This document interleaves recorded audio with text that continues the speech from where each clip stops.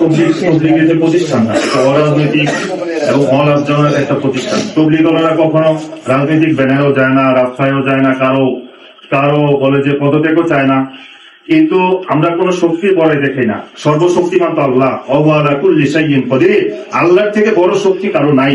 এজন্য ক্ষমতার বাহাদুরি বেশি দিন থাকে না। আমাদের সাথীরা জায়গায় জায়গায় জুলুম হচ্ছে, মারের শিকার হচ্ছে। আমরা মজলুম, তরকারি বিক্রি করে, মাছ বিক্রি করে, রিক্সা চালায় সাথীরা, এদের উপরে হামলা হচ্ছে। আল্লাহ তাআলা দেখতেছে। এজন্য দুনিয়াতে যদি শাস্তি নাও হয়, আখিরাতে কিন্তু কেউ ছাড়া পাবে না। এই জন্য আমরা তো মজলুমের বদদোয়া হইতে বাঁচিয়া থাকিও, রাসূল সাল্লাল্লাহু আলাইহি ওয়াসাল্লাম বলেছেন। এবং মজলুমের বদদোয়া এবং আল্লাহ পাকের আরশের মধ্যে কোনো পর্দা থাকে না। এই জন্য শক্তির বিষয় না, এটা তো বুদ্ধির বিষয় এবং দিল দিয়ে বোঝার বিষয় যে আসলে ওনারা এখন কি চাইতেছে। ওনারা চাইতেছে যে আমাদেরকে জোর জবরদস্তি করে ওনাদেরকে মানানোর জন্য। আর কিছু না।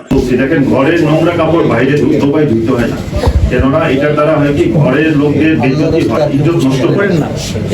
তবলিগের এই কাজের দ্বারা এখন মানুষ, এই তবলিগের কাজটা এখন বিতর্কিত হয়ে যাচ্ছে, নিজেদের মধ্যে দ্বন্দ্ব সংগ্রাম। সাধারণ মানুষ, আমরা যদি বিভিন্ন বাজারে গেছি, দোকানে গেছি, গাছতে করতে ভাই চলেন মসজিদে চলে, তখন বলে না আপনারা হুজুরের সমস্যা, কে সাতপন্থী কে জুবাইরপন্থী এটা দেখে না। বরঞ্চ এই তবলিগের কাজটাকে এবং ইজতেমাটাকে অনেকে প্রশ্নবিদ্ধ করতে চাচ্ছে। তসলিমা নাসরিন তো সরাসরি বলছে আমরা চাই বাংলাদেশে কোনো ইজতেমা না হোক। এখন আমার তো মনে হয় যারা এই তবলিগের পিছনে ষড়যন্ত্র করতেছে এবং তবলিগের কাজটাকে বিতর্কিত করতেছে, তারা তো চাচ্ছে বাংলাদেশের তাবলিগ বন্ধ হয়ে যাক, বাংলাদেশে ইজতেমা বন্ধ হয়ে যাক, এই পরিবার বিদেশি মেহমান আসে সব বন্ধ হয়ে যাক। আর সবচেয়ে দুঃখের কষ্টের কথা হইল এটা, বাংলাদেশ মানচিত্রের মধ্যে ছোট্ট একটা দেশ, হয়তো একটু কলম রাখলে ওইখানে যতটুকু জানে। সারা দুনিয়াতে প্রায় 260টা দেশের লোকজন সবাই বাংলাদেশে কি হচ্ছে এটা খোঁজ খবর রাখতেছে এবং বাংলাদেশের মান সম্মান অত্যন্ত